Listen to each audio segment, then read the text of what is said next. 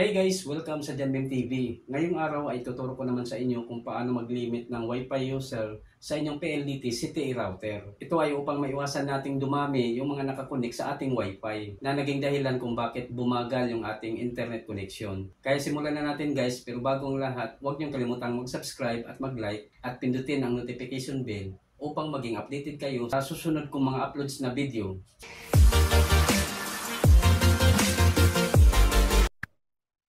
So ganito yan guys, bago tayo magsimula, kailangan nakakonect na kayo sa inyong Wi-Fi internet. At kung connected na kayo, ang unang gagawin natin ay mag-open ng internet browser. Kahit anong internet browser ay pwede nyong gamitin. So itap lang natin itong Chrome. Then pag nag-open na siya, itype lang natin dito sa address bar yung IP address ng PLDT CTE router. Itong https://192.168.1.1/PLDT admin login.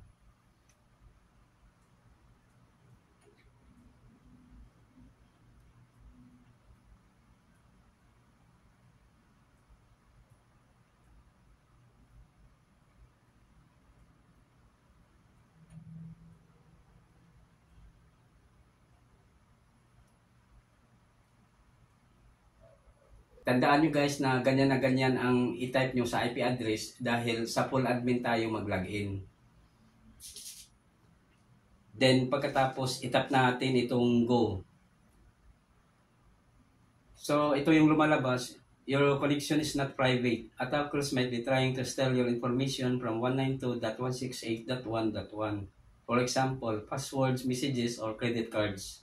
Pero okay lang yan guys at huwag kayong mag-alala dahil router lang ang bubuksan natin.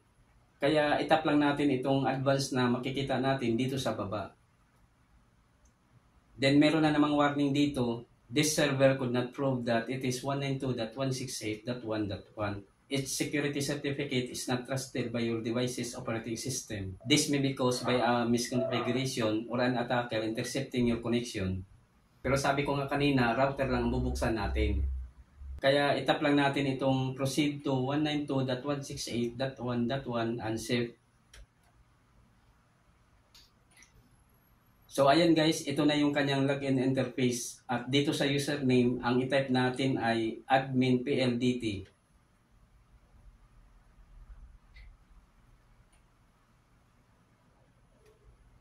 At sa password naman,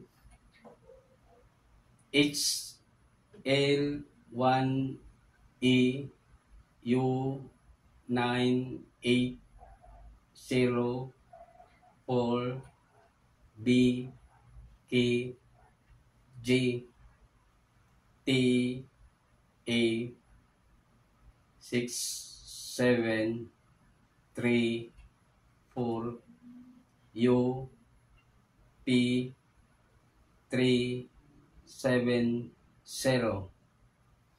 Tandaan nyo guys na ganyan ang i-type ninyo sa username at password para makapasok tayo sa full admin ng router. Then itap natin itong login. So ayan guys, ito na yung kanyang account management at dito sa new password, kayo na ang bahala kung ano ang gusto nyong ipalit na bagong login password. Basta ito ay hindi bababa sa 8 character at mayroong combination ng uppercase, lowercase, special character at number. Sa akin halimbawa, ang ipalit ko ay janmem_tv at 2023.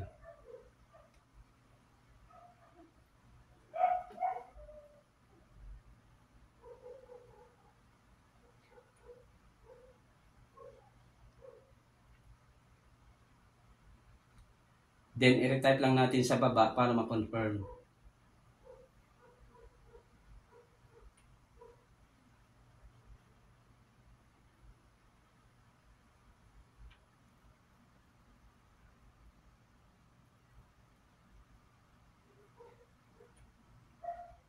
Then, i-off natin itong ban steering para masipalit natin yung 2.4G at 5G Wi-Fi network. Next, dito naman tayo sa 2.4G SSID 1. At dito sa SSID name, kayo na ang bahala kung ano ang gusto nyong ilagay na Wi-Fi name. Sa akin, halimbawa, ang ilagay ko ay Janmem 2.4G.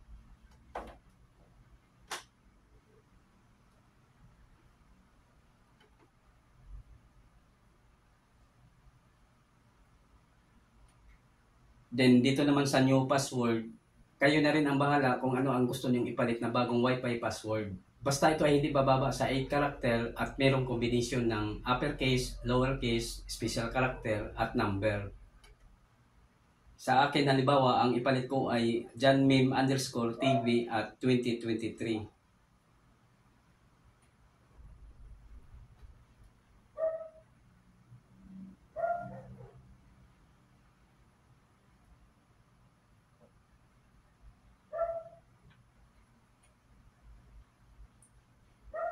Next, dito naman tayo sa 5G SSID 5.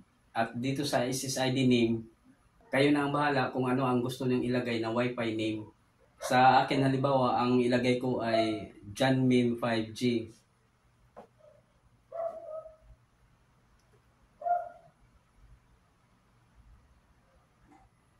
Then, dito naman sa new password, kayo na rin ang bahala kung ano ang gusto nyong ipalit na bagong Wi-Fi password. Basta ito ay hindi bababa sa 8 character at mayroong kombinasyon ng uppercase, lowercase, special character at number. Sa akin, halimbawa, ang ipalit ko ay janmeme_tv at 2023.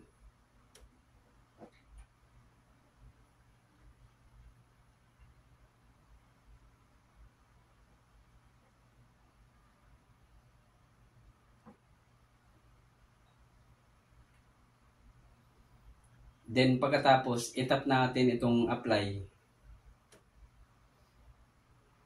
Pagkatapos niyan ay madidisconnect tayo sa Wi-Fi internet.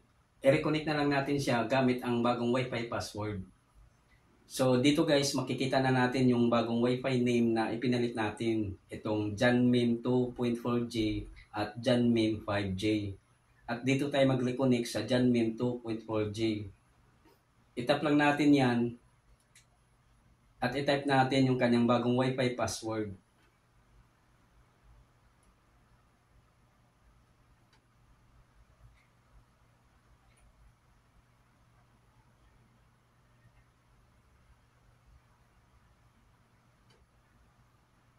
Then tap connect.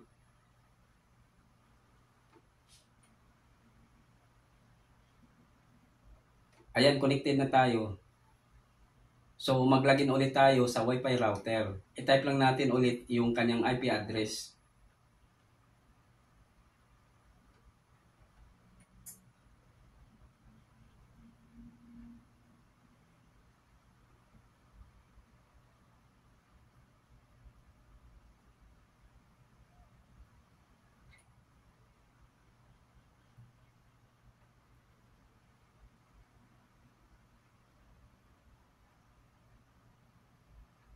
Then tap go.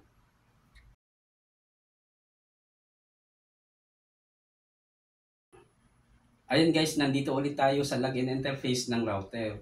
At dito sa username, ang i-type natin ay admin PLDT.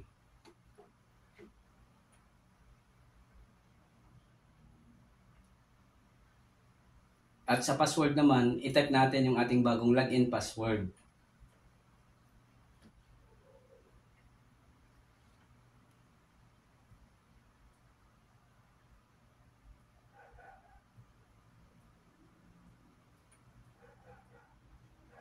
Then tap login.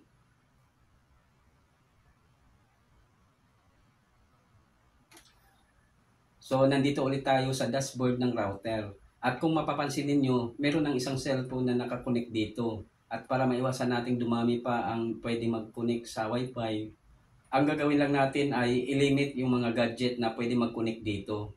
At para magawa natin yan, ay pupunta lang tayo dito sa local network.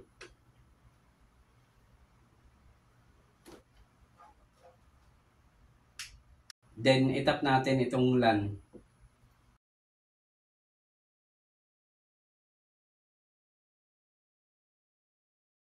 Then select natin itong DHCP server.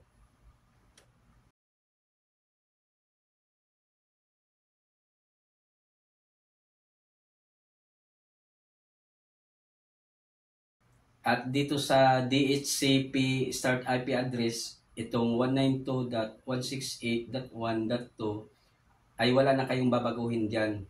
Ang babaguhin lang natin ay itong DHCP end IP address. Itong 192.168.1.254. Makikita nyo guys na mayroong 4 na box dito. Itong first, second, third octet, itong 192.168.1, yan ay para sa network IP address. At ito namang fourth octet, itong 254, yan naman ay para sa host. Dito natin baguhin kung ilan lang ang pwede makapag-connect sa Wi-Fi. Sa kasalukuyan, ang nakalagay dito ay 254. So, napakarami ang pwede mag-connect sa ating Wi-Fi. Isipin nyo na lang kung sabay-sabay yan mag-connect, talagang babagal yung ating internet connection. So, halimbawa, kung gusto nating dalawa lang ang pwedeng mag-connect sa Wi-Fi, ang gagawin lang natin ay papalitan natin itong 254 ng 3. Basta taasan nyo lang yung number kung gusto nyo pang magdagdag ng mga gadget. Then pagkatapos, itap natin itong apply. Kung napapansin nyo kanina doon sa device list, meron ng isang cellphone na nakakonek sa Wi-Fi. At dahil nilimit lang natin sa dalawa ang pwedeng makapag-connect, ay isang cellphone na lang ang pwedeng mag-connect dito sa Wi-Fi.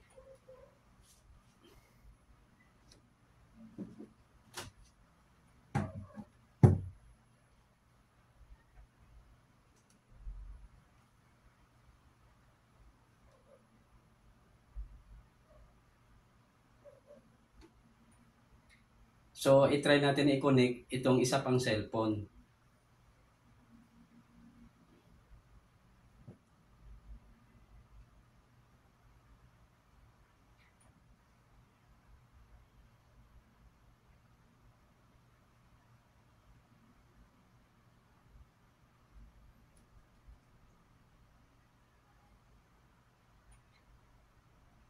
Ayan, connected na tayo. So ayan guys, makikita nyo dito sa device list na dalawa na ang nakakonect dito. At mapapansin nyo dito sa dulo ng kanilang IP address, ang nakalagay ay 2. At yung isa naman ay 3. At dahil hanggang 3 lang ang nilagay natin doon sa host, ay wala nang ibang pwedeng makapag-connect sa Wi-Fi. So ganyan lang kadali ang mag-limit ng Wi-Fi user sa inyong PLDT CTE router. Hanggang dito na lang muna at sana ay nakatulong sa inyo ang video na ito. Ako po si Rodolfo Mimpreve Jr. At huwag niyong kalimutang mag-subscribe at mag-like at pindutin ang notification bell upang maging updated kayo sa susunod kong mga uploads na video. Bye!